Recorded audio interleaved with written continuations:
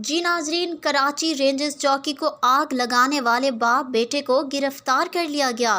ایک بار پھر آپ کو آگاہ کرتے چلیں کہ ناظرین، کراچی میں 9 مئی کو شارع فیصل پر رینجرز کی چوکی کو آگ لگانے والے باپ بیٹے کو گرفتار کر کے ان کے خلاف مقدمہ درج کر لیا گیا ہے۔ ایس ایس پی ایسٹ کے مطابق ملزمان نے 9 مئی کو شارع فیصل پر واقع رینجرز کی چوکی کو آگ لگائی تھی۔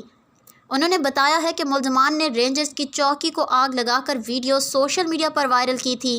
ایس ایس پی ایسٹ کے مطابق گرفتار ملزم عبدالحمید نے اپنے جرم پر معافی مانگ لی ہے۔ السلام علیکم، میرا نام عبدالحمید ہے۔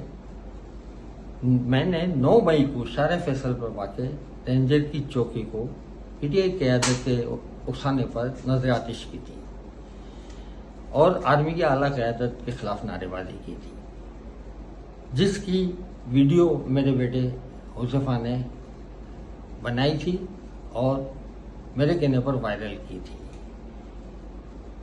جس کے لیے میں شرمندہ ہوں اور معافی چاہتا ہوں، اور انصافیوں سے کہتا ہوں کہ لیڈروں کے بہکاوے میں آ کر اس قسم کی شرپسندی سے دور رہیں۔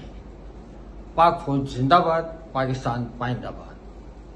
ناظرین، ان کا یہ بھی کہنا ہے کہ گرفتار ملزمان کے خلاف انسداد دہشت گردی کے دفعات کے تحت مقدمہ درج کیا گیا ہے۔